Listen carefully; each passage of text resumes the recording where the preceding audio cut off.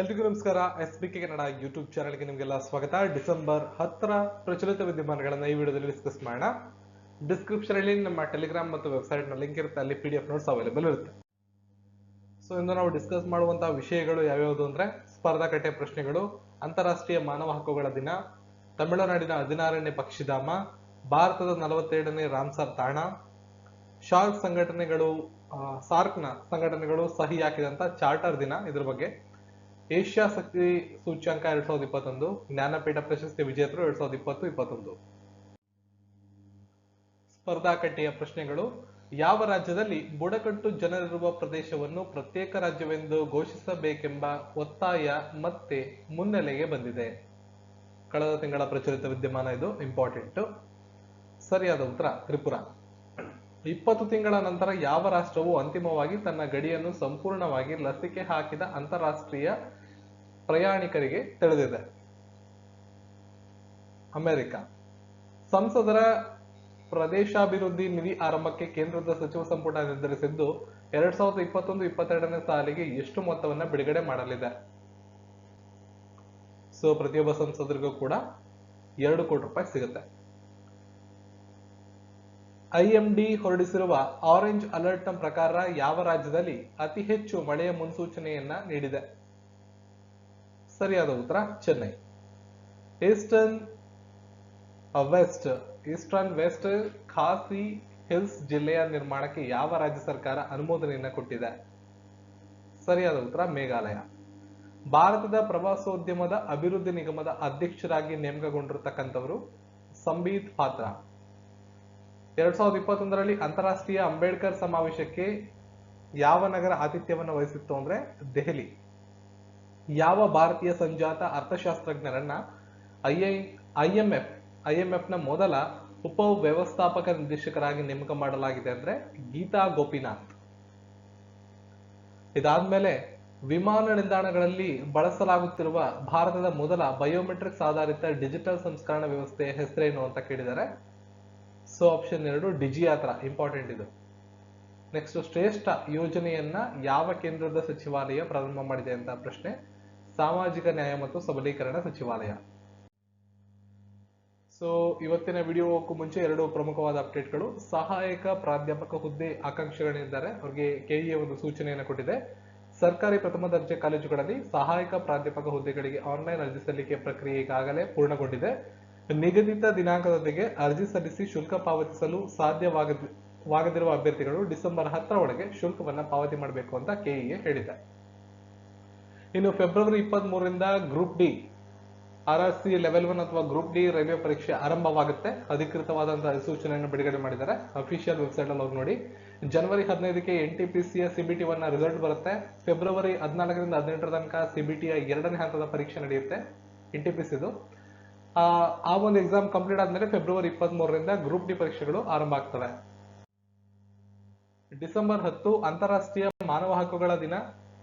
ಅಸಮಾನತೆಯನ್ನು ಕಡಿಮೆ ಮಾಡುವುದು ಮತ್ತು ಮಾನವ ಹಕ್ಕುಗಳನ್ನ ಮುನ್ನಡೆಸುವುದು ಅನ್ನೋದು ಥೀಮ್ ಆಗಿದೆ. ಈ ದಿನ ವಿಶ್ವಸಂಸ್ಥೆಯು 1948ರಲ್ಲಿ ಮಾನವ ಹಕ್ಕುಗಳ ಸಾರ್ವತ್ರಿಕ ಘೋಷಣೆಯನ್ನ ಅಂಗೀಕಾರ ಮಾಡಿತು. ಅಂದಿನಿಂದ ಪ್ರಪಂಚಾದ್ಯಂತ ಈ ದಿನವನ್ನ ಮಾನವ ಹಕ್ಕುಗಳ ದಿನ ಅಂತ ಆಚರಣೆ ಮಾಡ್ಕೊಂಡು ಬರ್ತಿದ್ವಿ. ವಿಶ್ವ ಮಾನವ ಹಕ್ಕುಗಳ ಮಂಡಳಿ ಅಂತಿದೆ, UNHRC. ಇದರ ಅಧ್ಯಕ್ಷರಾರಪ್ಪ ಅಂದ್ರೆ ನಜತ್ ಶಮೀಮ್ ಅಂತ. ಭಾರತ ವಿಶ್ವಸಂಸ್ಥೆಯ ಮಾನವ ಹಕ್ಕುಗಳ ಮಂಡಳಿಗೆ ಮರು ಆಯ್ಕೆಯಾಗಿದೆ, ನಿಮಗೆ ಇದು ಗೊತ್ತಿರಲಿ. ಸೊ ಇತ್ತೀಚೆಗೆ ವಿಶ್ವಸಂಸ್ಥೆಯ ಮಾನವ ಹಕ್ಕುಗಳ ಮಂಡಳಿಗೆ ಮರು ಆಯ್ಕೆಯಾದ ದೇಶ ಯಾವುದು ಅಂತ ಪ್ರಶ್ನೆ ಬರ್ಬೋದು. ಭಾರತ. ಇತ್ತೀಚೆಗೆ ಸುಬ್ರಹ್ಮಣ್ಯಂ ಸ್ವಾಮಿ ಅವರು ಭಾರತದಲ್ಲಿ ಮಾನವ ಹಕ್ಕುಗಳು ಮತ್ತು ಭಯೋತ್ಪಾದನೆ ಅನ್ನೋ ಒಂದು ಶೀರ್ಷಿಕೆಯ ಪುಸ್ತಕವನ್ನ ಕೂಡ ಬರೆದಿರೋದನ್ನ ಈ ಸಂದರ್ಭದಲ್ಲಿ ಸ್ಮರಿಸಬಹುದು.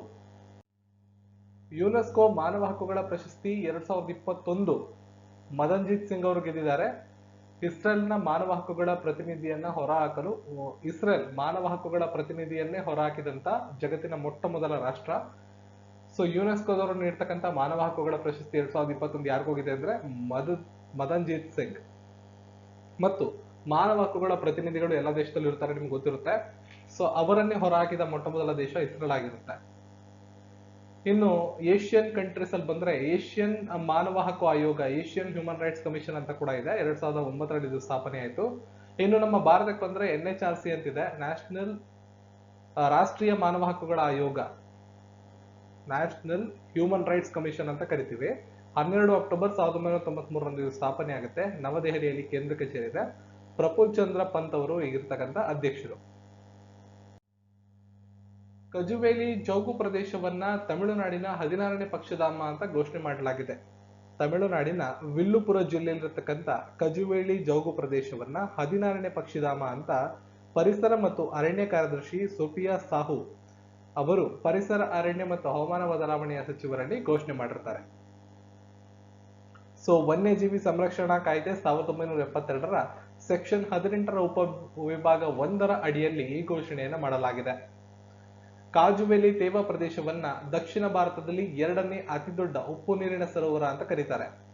ಸೊ ಮೊದಲನೇದು ಯಾವುದು? ಪುಲಿಕಾಟ್ ಸರೋವರ ದಕ್ಷಿಣ ಭಾರತದ ಮೊದಲ ಅತಿ ದೊಡ್ಡ ಉಪ್ಪು ನೀರಿನ ಸರೋವರ ಆಗಿರ್ತದೆ. ಅದನ್ನ ಬಿಟ್ರೆ ಕಾಜುವೆಲಿ ಸರೋವರ ಇದೆಯಲ್ಲ, ಇದೇ 2ನೇ ಉಪ್ಪು ನೀರಿನ ಸರೋವರ ಆಗಿರುತ್ತೆ.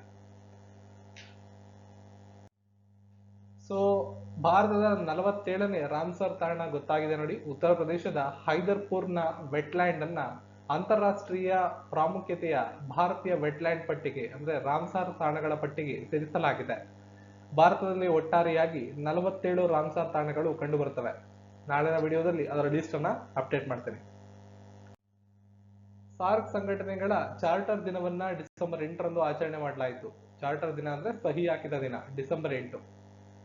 ಸಾರ್ಕ್ ಚಾರ್ಟರ್ ಅನ್ನು ಅಂಗೀಕರಿಸಿದ ನೆನಪಿಗಾಗಿ ದಕ್ಷಿಣ ಏಷ್ಯಾದ ಪ್ರಾದೇಶಿಕ ಸಹಕಾರ ಸಂಘ ಸಾರ್ಕ್ ಚಾರ್ಟರ್ ದಿನವಾಗಿ ಡಿಸೆಂಬರ್ 8ರಂದು ಪ್ರತಿ ವರ್ಷ ಆಚರಣೆ ಮಾಡ್ತಾರೆ. ಸೊ ಈ ವರ್ಷ ಪ್ರಾದೇಶಿಕ ಗುಂಪಿನ 37ನೇ ವಾರ್ಷಿಕೋತ್ಸವ ಇತ್ತು.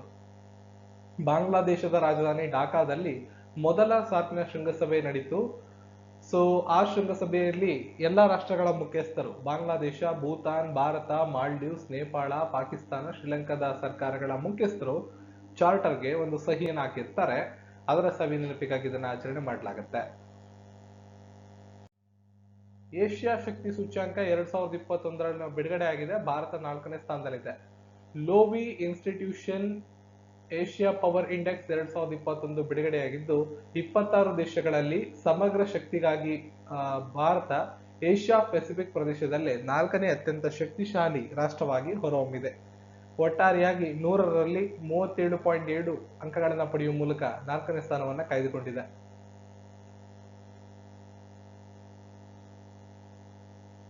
ಸೊ ವಿಶ್ವದ ಅತ್ಯಂತ 10 ಅಗ್ರ ರಾಷ್ಟ್ರಗಳು ಯಾವುದು ಅಂತ ನೋಡೋದಾದ್ರೆ United States, China, Japan, Bharat, Russia, Australia, ದಕ್ಷಿಣ ಕೊರಿಯಾ, ಸಿಂಗಾಪುರ್, ಇಂಡೋನೇಷ್ಯಾ, ಥೈಲ್ಯಾಂಡ್.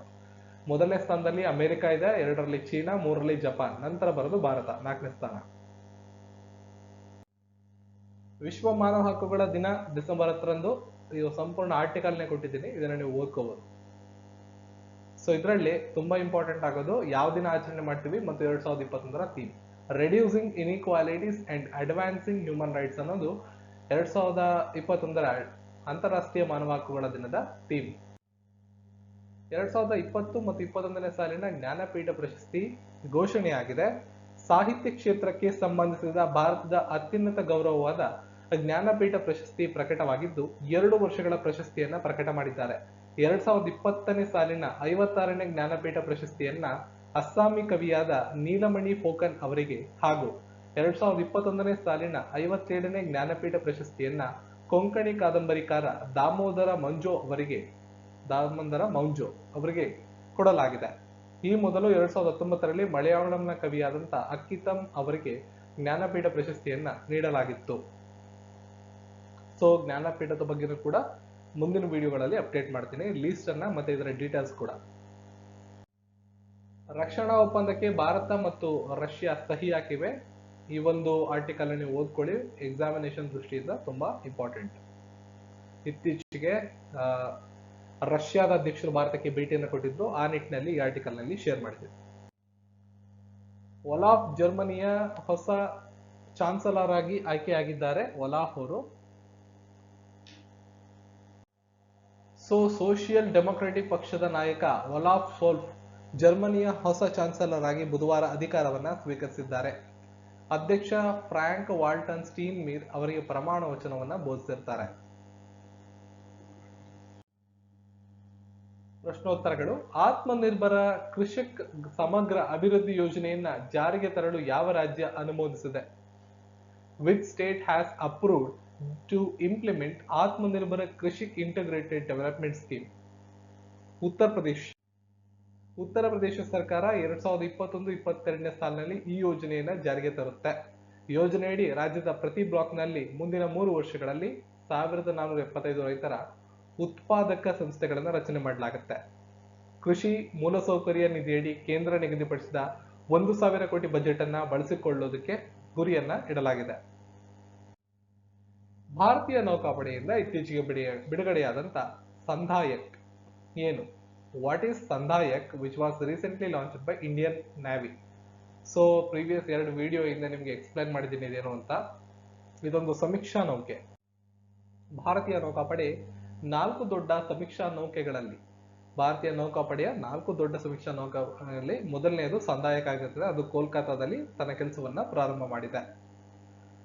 ಬಂದರುಗಳು ಮತ್ತು ಬಂದರುಗಳ ಪೂರ್ಣ ಪ್ರಮಾಣದ ಕರಾವಳಿ ಹಾಗೂ ಆಳವಾದ ನೀರಿನ ಹೈಡ್ರೋಗ್ರಾಫಿಕ್ ಸಮೀಕ್ಷೆಯನ್ನ ನಡೆಸೋದಕ್ಕೆ ಈ ಹಡಗುಗಳು ಪ್ರಮುಖವಾಗಿ ಕೆಲಸವನ್ನ ಮಾಡ್ತವೆ. ಇದ್ರ ಬಗ್ಗೆ ಆಲ್ರೆಡಿ ವಿಡಿಯೋನ ಮಾಡಿದ್ದೇನೆ, ಮೊನ್ನೆ ನೋಡ್ಕೊಳ್ಳಿ. ಕೆಲವೊಮ್ಮೆ ಸುದ್ದಿಯಲ್ಲಿ ಕಂಡುಬರುವ ಮಿನ್ಸ್ಕ್ ಒಪ್ಪಂದಗಳು ಯಾವ ದೇಶದೊಂದಿಗೆ ಸಂಬಂಧವನ್ನ ಹೊಂದಿದೆ? Minsk agreements seen sometimes in news are associated with which country? Ukraine ದೇಶ. ಅಮೆರಿಕ ಇತ್ತೀಚೆಗೆ ರಷ್ಯಾವನ್ನು ಉಕ್ರೇನ್ ಮೇಲೆ ಆಕ್ರಮಣ ಮಾಡದಂತೆ ಎಚ್ಚರಿಸಿದೆ ಮತ್ತು ಪೂರ್ವ ಉಕ್ರೇನ್ನಲ್ಲಿ ರಷ್ಯಾದ ಮಾತನಾಡುವವರ ಪ್ರತ್ಯೇಕವಾದಿ ಯುದ್ಧವನ್ನ ಕೊನೆಗೊಳಿಸಲು ವಿನ್ಯಾಸಗೊಳಿಸಿದ ಒಪ್ಪಂದಗಳಿಗೆ ಮರಳಲು 2 ದೇಶಗಳನ್ನ ಒತ್ತಾಯ ಮಾಡಿದೆ. ಈ ನಿಟ್ಟಿನಲ್ಲಿ ಇದು ಸುದ್ದಿಯಲ್ಲಿತ್ತು. ವಿಶ್ವ ಅಸಮಾನತೆ ವರದಿ 2022ರ ಪ್ರಕಾರ ಭಾರತೀಯ ವಯಸ್ಕ ಜನಸಂಖ್ಯೆಯ ಸರಾಸರಿ ರಾಷ್ಟ್ರೀಯ ಆದಾಯ ಎಷ್ಟು? ಇಂಪಾರ್ಟೆಂಟ್ ಕ್ವಶನ್ ಇದು. ಸರಿಯಾದ ಉತ್ತರ 2.04 ಲಕ್ಷ ರೂಪಾಯಿಗಳು. ವಿಶ್ವ ಅಸಮಾನತೆ ವರದಿ 2022ರ ಪ್ರಕಾರ, ವರ್ಲ್ಡ್ ಇನ್ಇಕ್ವಾಲಿಟಿ ರಿಪೋರ್ಟ್ 2022 ಪ್ರಕಾರ. ಸೊ ಇತ್ತೀಚೆಗೆ ಇದು ಬಿಡುಗಡೆ ಆಗಿದೆ. ಇದನ್ನ ಹೆಸರಾಂತ ಅರ್ಥಶಾಸ್ತ್ರಜ್ಞರಾದ ಥಾಮಸ್ ಪಿಕೆಟ್ಟೆ ಅವರು ಬಿಡುಗಡೆ ಮಾಡಿರ್ತಾರೆ. ಇಮ್ಯಾನ್ಯುಯಲ್ ಸಾಯೇಜ್ ಮತ್ತು ಗೇಬ್ರಿಯಲ್ ಜುಕ್ಮನ್ ಇದನ್ನ ಸಂಯೋಜನೆ ಮಾಡಿದ್ದಾರೆ. ವರದಿ ಪ್ರಕಾರ ಹೆಚ್ಚುತ್ತಿರುವ ಬಡತನ ಮತ್ತು ಶ್ರೀಮಂತರ ಗಣ್ಯವನ್ನ ಹೊಂದಿರುವ ಭಾರತ ವಿಶ್ವದ ಅತ್ಯಂತ ಅಸಮಾನ ದೇಶಗಳಲ್ಲಿ ಒಂದಾಗಿದೆ. ಭಾರತದಲ್ಲಿ ಅಗ್ರ 10% ಹಾಗೂ ಅಗ್ರ 1% ಒಟ್ಟು ರಾಷ್ಟ್ರೀಯ ಆದಾಯ ಕ್ರಮವಾಗಿ 57% ಮತ್ತು 22% ಅನ್ನು ಹೊಂದಿದ್ದಾರೆ ಅಂತ ಈ ವರದಿ ತೋರಿಸುತ್ತೆ. ಯಾವ ಸಂಸ್ಥೆಯು ಲಂಬ ಉಡಾವಣೆ ಕಡಿಮೆ ವ್ಯಾಪ್ತಿಯ ಮೇಲ್ಮೈಯಿಂದ ಗಾಳಿಗೆ ಕ್ಷಿಪಣಿಯನ್ನು ಯಶಸ್ವಿಯಾಗಿ ಪರೀಕ್ಷೆ ಮಾಡಿದೆ? Which organization successfully tested the vertical launch short range surface to air missile? Defense Research and Development Organization, DRDO. ಇತ್ತೀಚೆಗೆ ರಕ್ಷಣಾ ಸಂಶೋಧನೆ ಮತ್ತು ಅಭಿವೃದ್ಧಿ ಸಂಸ್ಥೆ ಒಡಿಸ್ಸಾದ ಕರಾವಳಿಯ ಚಂಡೀಪುರದಲ್ಲಿ ಸಮಗ್ರ ಪರೀಕ್ಷಾ ಶ್ರೇಣಿಯಿಂದ ಲಂಬವಾದ ಉಡಾವಣೆ ಕಡಿಮೆ ವ್ಯಾಪ್ತಿಯ ಮೇಲ್ಮೈಯಿಂದ ಗಾಳಿಗೆ ಹಾರಬಲ್ಲ ಕ್ಷಿಪಣಿಯನ್ನ ಯಶಸ್ವಿಯಾಗಿ ಪರೀಕ್ಷೆ ಮಾಡಿದೆ. ಡಿಆರ್ಡಿಒ ಅನ್ನೋದು ಭಾರತದ ಸರ್ಕಾರದ ರಕ್ಷಣಾ ಸಚಿವಾಲಯದ ಅಡಿಯಲ್ಲಿ ಕೆಲಸ ಮಾಡ್ತಕ್ಕಂಥ ಪ್ರಧಾನ ಸಂಸ್ಥೆ. ನವದೆಹಲಿಯಲ್ಲಿ ಕೇಂದ್ರ ಕಚೇರಿಯನ್ನು ಹೊಂದಿದ್ದು 1958ರಂದು ಸ್ಥಾಪನೆಯಾಗಿದೆ. ಯಾವ ಕೇಂದ್ರದ ಸಚಿವಾಲಯ ಪಿಎಂ ಕುಸುಮ ಪ್ರಧಾನಮಂತ್ರಿ ಕಿಸಾನ್ ಊರ್ಜಾ ಸುರಕ್ಷಾ ಏವಂ ಉತ್ಥಾನ್ ಮಹಾಭಿಯಾನ್ ಅಂತ ಅದರ ಫುಲ್ ಫಾರ್ಮ್ ಈ ಯೋಜನೆಯನ್ನು ಜಾರಿಗೊಳಿಸಿದೆ? ಹೊಸ ಮತ್ತು ನವೀಕರಿಸಬಹುದಾದ ಇಂಧನ ಸಚಿವಾಲಯ. ಯೋಜನೆಯಡಿಯಲ್ಲಿ ಸ್ವತಂತ್ರ ಸೋಲಾರ್ ಪಂಪ್ಗಳನ್ನು ಸ್ಥಾಪಿಸಲು ಮತ್ತು ಕೃಷಿ ಪಂಪ್ಗಳ ಸೌರೀಕರಣಕ್ಕೆ ಸಹಾಯಧನವನ್ನು ನೀಡಲಾಗುತ್ತೆ. ಯಾವ ಸಂಸ್ಥೆಯು ತ್ಯಾಜ್ಯ ವೈಸ್ ನಗರಗಳು ಪುರಸಭೆಯ ಘನತ್ಯಾಜ್ಯ ನಿರ್ವಹಣೆಯಲ್ಲಿ ಉತ್ತಮ ಅಭ್ಯಾಸಗಳು waste wise cities best practices in municipal solid waste management ಎಂಬ ಶೀರ್ಷಿಕೆಯ ವರದಿಯನ್ನು ಬಿಡುಗಡೆ ಮಾಡಿದೆ? ಸೊ ಪ್ರಶ್ನೆಗೆ ಸರಿಯಾದ ಉತ್ತರ ನೀತಿ ಆಯೋಗ. ನೀತಿ ಆಯೋಗದ ಉಪಾಧ್ಯಕ್ಷರಾದ ರಾಜೀವ್ ಕುಮಾರ್ ಅವರು ಈ ವರದಿಯನ್ನ ಬಿಡುಗಡೆ ಮಾಡಿರ್ತಾರೆ. ಈ ವರದಿಯನ್ನ centre for science and environment ಅವ್ರ ಜೊತೆ ಸೇರಿ ಬಿಡುಗಡೆ ಮಾಡಲಾಗಿದೆ. ವರದಿಯಲ್ಲಿ ಭಾರತದ 15 ರಾಜ್ಯಗಳ 28 ನಗರಗಳ ವಿವರವನ್ನು ನೀಡಲಾಗಿದೆ. ಮುಂದಿನ ಪ್ರಶ್ನೆ, as per the recent research from IISc which chemical found can suppress HIV? IISc ಅವರ ಇತ್ತೀಚಿನ ಸಂಶೋಧನೆ ಪ್ರಕಾರ ಯಾವ ರಾಸಾಯನಿಕ ಸಂಯುಕ್ತವು HIV ಅನ್ನು ನಿಗ್ರಹಿಸುತ್ತದೆ? Hydrogen sulphide. ಇಂಪಾರ್ಟೆಂಟ್ ಕ್ವಶನ್ ಇದು. ಇಂಡಿಯನ್ ಇನ್ಸ್ಟಿಟ್ಯೂಟ್ ಆಫ್ ಸೈನ್ಸ್ ನ ಸಂಶೋಧಕರು ಹೈಡ್ರೋಜನ್ ಸಲ್ಫೈಡ್ ಅನಿಲವು ಹ್ಯೂಮನ್ ಇಮ್ಯುನೋ ಡಿಫಿಷಿಯನ್ಸಿ ವೈರಸ್ ಅಥವಾ HIV ಅನ್ನ ನಿಗ್ರಹಿಸುತ್ತದೆ ಅಂತ ಇತ್ತೀಚೆಗೆ ಪತ್ತೆ ಹಚ್ಚಿದ್ದಾರೆ. ದೇಹದಲ್ಲಿ ಹೆಚ್ಚಿದ ಹೈಡ್ರೋಜನ್ ಸಲ್ಫೈಡ್ ಪ್ರತಿರಕ್ಷಣಾ ಕೋಶಗಳಲ್ಲಿ HIV ವೈರಸ್ ಗುಣಿಸುವ ದರವನ್ನ ಕಡಿಮೆ ಮಾಡುತ್ತೆ ಅಂತ ಈ ತಂಡ ಖಚಿತಪಡಿಸಿದೆ. ಇತ್ತೀಚೆಗೆ ಸುದ್ದಿ ಮಾಡುತ್ತಿದ್ದ U22 ಮೂನ್ ರೋವರ್ ಇದನ್ನು ಯಾವ ದೇಶ ಬಿಡುಗಡೆ ಮಾಡಿದೆ? U22 moon rover which was making news recently was launched by which country? China. So 2018ರ ಚಂದ್ರನ ಮಿಷನ್ ನ ಒಂದು ಭಾಗವಾಗಿ ಇದನ್ನ ಪ್ರಾರಂಭ ಮಾಡಲಾಗಿದೆ. ರೋಬೋಟಿಕ್ ಲೂನಾರ್ ರೋವರ್ ಇದಾಗಿದೆ U22 ಅನ್ನೋದು. ಇದು ಇತ್ತೀಚೆಗೆ ಚಂದ್ರನ ಮೇಲ್ಮೈಯಲ್ಲಿ ವಿಚಿತ್ರವಾಗಿ ಕಾಣಸಿಗುವಂತಹ ಹಾಗೂ ಘನ ಆಕಾರದ ವಸ್ತುಗಳನ್ನ ಪತ್ತೆ ಮಾಡಿರುತ್ತೆ. ಚಂದ್ರನ ದೂರದಲ್ಲಿರುವ ವಾನ್ ಕರ್ಮನ್ ಕುಳಿಯನ್ನು ದಾಟಿದಾಗ ರೋವರ್ ವಸ್ತುವನ್ನ ಗುರುತಿಸಿದೆ. ಸದ್ಯಕ್ಕೆ ಇದನ್ನ ಮಿಸ್ಟ್ರಿ ಹೌಸ್ ಅಂತ ಕರೆಯಲಾಗಿದೆ. ಮುಂದೆ ಇನ್ನಷ್ಟು ಸಂಶೋಧನೆ ಅದರ ಬಗ್ಗೆ ನಡೆಯುತ್ತೆ. ಆತ್ಮನಿರ್ಭರದ ಕುರಿತ ಉದ್ಯೋಗಿಗಳ ಉದ್ಯೋಗದಾತ ಮ್ಯಾಪಿಂಗ್ ಆಸಿಮ್ ಅಂತ ಕರಿತೇವೆ. ASEEM portal is managed by which union ministry? ASEEM ಅಂದ್ರೆ Atmanirbhar skilled employees employer mapping. Important ಇದು, ನಿಮ್ಗೆ ಫುಲ್ ಫಾರ್ಮ್ ಅಲ್ಲಿ ಕೇಳ್ತಾರೆ ಎಕ್ಸಾಮ್ ಅಲ್ಲಿ. ಆಸಿಮ್ ನ ಫುಲ್ ಫಾರ್ಮ್ ಇದರ ಪೂರ್ತಿನೇ ಕೇಳ್ಬೇಕು ಅಂತ ಏನಿಲ್ಲ. ಇಲ್ಲಿ ಅಂತ ಏನ್ ಪ್ರೆಸೆಂಟ್ ಮಾಡಿದಾರಲ್ಲ ಎಂಪ್ಲಾಯೀಸ್ ಎಂಪ್ಲಾಯರ್ ಅಂತ, ಇದ್ರ ಮೇಲೆ ಕೇಳ್ಬೋದು. ಆತ್ಮನಿರ್ಭರ್ ಬಗ್ಗೆ ಕೇಳ್ಬೋದು, ಸ್ಕಿಲ್ಡ್ ಬಗ್ಗೆನೂ ಕೇಳ್ಬೋದು, ಅಥವಾ ಮ್ಯಾಪಿಂಗ್ ಅನ್ನೋದ್ರ ಬಗ್ಗೆ ಕೇಳ್ಬೋದು. ಪೂರ್ತಿ ಗೊತ್ತಿಲ್ಲ. ಕೌಶಲ್ಯ ಅಭಿವೃದ್ಧಿ ಮತ್ತು ವಾಣಿಜ್ಯೋದ್ಯಮ ಸಚಿವಾಲಯ ಈ ಪೋರ್ಟಲ್ ನ ಪ್ರಾರಂಭ ಮಾಡಿದ್ದಾರೆ. ಪೋರ್ಟಲ್ ನಲ್ಲಿ ನುರಿತ ಉದ್ಯೋಗಿಗಳ ಪೂರೈಕೆಯನ್ನು ಮಾರುಕಟ್ಟೆಯ ಬೇಡಿಕೆಯೊಂದಿಗೆ ಹೊಂದಿಸುವ ವೇದಿಕೆಯಾಗಿ ಈ ಪೋರ್ಟಲ್ ಕೆಲಸ ಮಾಡುತ್ತೆ. ಈ ಪೋರ್ಟಲ್ ನ ರಾಷ್ಟ್ರೀಯ ಕೌಶಲ್ಯ ಅಭಿವೃದ್ಧಿ ನಿಗಮ NSDC ಅವರು ನಿರ್ವಹಣೆ ಮಾಡ್ತಾರೆ. ಇಲ್ಲಿವರೆಗೆ ಸುಮಾರು 1.3 ಕೋಟಿ ಅಭ್ಯರ್ಥಿಗಳು ಈ ಪೋರ್ಟಲ್ ನಲ್ಲಿ ನೋಂದಾಯಿಸಿಕೊಂಡಿದ್ದಾರೆ. ಯಾವ ಬ್ಯಾಂಕು ಲಿಬರ್ಟಿ ಜನರಲ್ ಇನ್ಶೂರೆನ್ಸ್ ನೊಂದಿಗೆ ವಿಮೆಯ ಒಳಹಕ್ಕು ಹೆಚ್ಚಿಸಲು ಸಹಿಯನ್ನ ಹಾಕಿದೆ? ಸರಿಯಾದ ಉತ್ತರ ಕರ್ನಾಟಕ ವಿಕಾಸ್ ಗ್ರಾಮೀಣ ಬ್ಯಾಂಕ್. ಕರ್ನಾಟಕ ವಿಕಾಸ್ ಗ್ರಾಮೀಣ ಬ್ಯಾಂಕು 629 ಶಾಖೆಗಳ ಮೂಲಕ ಸಾಮಾನ್ಯ ವಿಮಾ ಉತ್ಪನ್ನಗಳ ಮಾರಾಟ ಮಾಡೋದಕ್ಕೆ ಲಿಬರ್ಟಿ ಜನರಲ್ ಇನ್ಶೂರೆನ್ಸ್ ಜೊತೆ ಒಂದು MOUಗೆ ಸಹಿ ಹಾಕಿದ್ದಾರೆ. ಕರ್ನಾಟಕ ಗ್ರಾಮೀಣ ವಿಕಾಸ್ ಬ್ಯಾಂಕು ಕೆನರಾ ಬ್ಯಾಂಕ್ನ ಪ್ರಾಯೋಜಿಸಿದ ಭಾರತೀಯ ಪ್ರಾದೇಶಿಕ ಗ್ರಾಮೀಣ ಬ್ಯಾಂಕ್ ಆಗಿದ್ದೆ.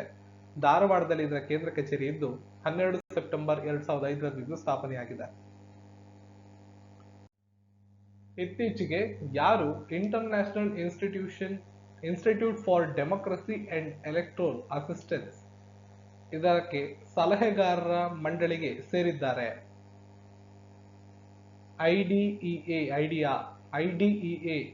IDEA ಅಂದ್ರೆ international institute for democracy and electoral assistance.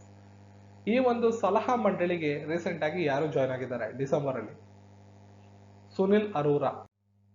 ಭಾರತದ ಮಾಜಿ ಮುಖ್ಯ ಚುನಾವಣಾ ಆಯುಕ್ತರಾದಂತಹ ಸುನಿಲ್ ಅರೋರಾ ಅವರು international institute for democracy and electoral assistance ಈ ಸಲಹೆಗಾರರ ಮಂಡಳಿಗೆ ಆಯ್ಕೆಯಾಗಿದ್ದಾರೆ. ಸುನಿಲ್ ಅರೋರಾ ಭಾರತದ 23ನೇ ಮುಖ್ಯ ಚುನಾವಣಾ ಆಯುಕ್ತರಾಗಿ ಕೆಲಸ ಮಾಡಿದ್ರು. ಕೃಷಿ ಚೇತನ ಪ್ರಶಸ್ತಿಗೆ ಆಯ್ಕೆಯಾದವರನ್ನ ಗುರುತಿಸಿ. ಇಲ್ಲಿಂದೀಚೆಗೆ ಒಂದಿಷ್ಟು ಅಪ್ಡೇಟ್ಸ್ GK ಮತ್ತು CA ನ ಅಪ್ಡೇಟ್ಸ್ ನೋಡ್ತಾ ಹೋಗೋಣ. ಕೃಷಿ ಚೇತನ ಪ್ರಶಸ್ತಿ 2021 ಆಯ್ಕೆಯಾದವರು ಶ್ರೀ ಸಿದ್ಧಲಿಂಗ ಸ್ವಾಮಿಗಳು. ಭಾರತದಲ್ಲಿ ಡ್ರೈವಿಂಗ್ ಲೈಸೆನ್ಸ್ ಪಡೆದ ಮೊದಲ ಕುಬ್ಜ ಶಿವಪಾಲ್ ಯಾವ ರಾಜ್ಯದವರು? ಸರಿಯಾದ ಉತ್ತರ ತೆಲಂಗಾಣ. ವಿಶ್ವ ಮಣ್ಣು ದಿನಾಚರಣೆಯನ್ನು ಯಾವ ದಿನದಂದು ಆಚರಿಸಲಾಗುತ್ತದೆ? ನಿನ್ನೆ ಪ್ರಶ್ನೆ ಕೂಡ ಇದೇ ಆಗಿತ್ತು. ವಿಶ್ವ ಮಣ್ಣು ದಿನಾಚರಣೆ ಸರಿಯಾದ ಉತ್ತರ ಡಿಸೆಂಬರ್ 5. ಸಸ್ಯಗಳಿಗೂ ಜೀವವಿದೆ ಎಂದು ಪ್ರತಿಪಾದಿಸಿದ ಜಗದೀಶ್ ಚಂದ್ರ ಬೋಸರ ಜನ್ಮದಿನವನ್ನ ಯಾವಾಗ ಆಚರಿಸಲಾಯಿತು? ನವೆಂಬರ್ 30ರಂದು ಸಸ್ಯಗಳಿಗೂ ಜೀವವಿದೆ ಎಂದು ಪ್ರತಿಪಾದನೆ ಮಾಡಿದ ವಿಜ್ಞಾನಿ ಜಗದೀಶ್ ಚಂದ್ರ ಬೋಸರ ಜನ್ಮದಿನವನ್ನು ಆಚರಿಸಲಾಯಿತು. ರಾಷ್ಟ್ರೀಯ ವಕೀಲರ ದಿನ ಯಾವಾಗ ಆಚರಣೆ ಮಾಡುತ್ತೀವಿ?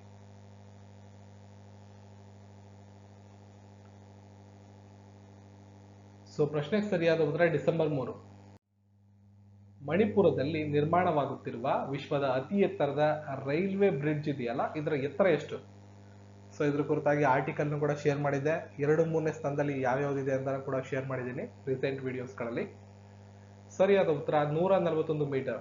ಎಕ್ಸಾಮಿನೇಷನ್ ನಲ್ಲಿ ನಿಮ್ಗೆ ವಿಶ್ವದಲ್ಲೇ ಅತಿ ಎತ್ತರದ ರೈಲ್ವೆ ಬ್ರಿಡ್ಜ್ ಎಲ್ಲಿ ಸ್ಥಾಪನೆ ಆಗ್ತಿದೆ, ಭಾರತದ ಯಾವ ರಾಜ್ಯದಲ್ಲಿ ಸ್ಥಾಪನೆ ಆಗ್ತಿದೆ, ಅದರ ಎತ್ತರ ಎಷ್ಟು, ಅದಾದ್ಮೇಲೆ ಯಾವ ಯಾವ ದೇಶಗಳಲ್ಲಿ 2 ಮತ್ತು 3ನೇ ಸ್ಥಾನದಲ್ಲಿ ಇರತಕ್ಕಂಥದ್ದು ಯಾವ ದೇಶಗಳಲ್ಲಿವೆ, ಈ ತರ ಪ್ರಶ್ನೆಗಳು ಬರ್ಬೋದು.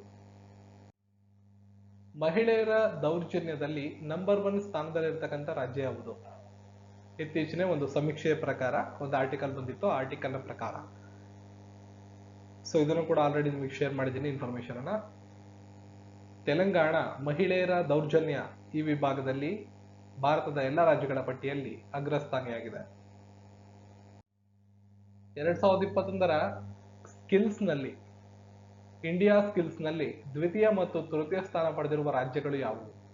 ನೆನ್ನೆ ನಿಮಗೆ ಮೊದಲನೇ ಸ್ಥಾನದಲ್ಲಿರ್ತಕ್ಕಂಥ ರಾಜ್ಯ ಯಾವುದು ಅಂತ ಹೇಳಿದೆ, ಕೇರಳ ಅಗ್ರಸ್ಥಾನಿಯಾಗಿದೆ. 2ನೇ ಸ್ಥಾನ ಮತ್ತು 3ನೇ ಸ್ಥಾನದಲ್ಲಿರ್ತಕ್ಕಂಥ ರಾಜ್ಯಗಳು ಯಾವುದು ಅಂದ್ರೆ ಕರ್ನಾಟಕ ಮತ್ತು ತಮಿಳುನಾಡು. ಇಂಡಿಯಾ ಸ್ಕಿಲ್ಸ್ ಅನ್ನೋ ವಿಭಾಗದಲ್ಲಿ ಮೊದಲ ಸ್ಥಾನ ಕೇರಳ, 2 ಕರ್ನಾಟಕ, 3 ತಮಿಳುನಾಡು. ನಿನ್ನೆ ಪ್ರಶ್ನೆ ವಿಶ್ವ ಮಣ್ಣು ದಿನಾಚರಣೆ ಬಗ್ಗೆ ಇತ್ತು, ಡಿಸೆಂಬರ್ 5, ಎಲ್ರಿಗೂ ಗೊತ್ತಿರುತ್ತೆ. ಇವತ್ತಿನ ಪ್ರಶ್ನೆ ಡಾಕ್ಟರ್ ಅಂಬೇಡ್ಕರ್ ಅವರ ಮಹಾಪರಿನಿರ್ವಾಣ ದಿನವನ್ನ ಯಾವ ದಿನಾಂಕದಂದು ಆಚರಿಸಲಾಯಿತು? ತಪ್ಪದೆ ನಿಮ್ಮ ಉತ್ತರವನ್ನ ಈ ವಿಡಿಯೋದ ಕಾಮೆಂಟ್ ಸೆಕ್ಷನ್ ಅಲ್ಲಿ ತಿಳಿಸಿ. ಎಲ್ಲ ಮಾಹಿತಿಗಳು ಯೂಸ್ಫುಲ್ ಅನ್ಸಿದ್ರೆ ಈ ವಿಡಿಯೋನ ಲೈಕ್ ಮಾಡಿ, ಚಾನಲ್ ಸಬ್ಸ್ಕ್ರೈಬ್ ಮಾಡಿ, ಬೆಲ್ ಐಕಾನ್ ಕ್ಲಿಕ್ ಮಾಡಿ ಅಂತ ಸೆಲೆಕ್ಟ್ ಮಾಡ್ಕೊಳ್ಳಿ.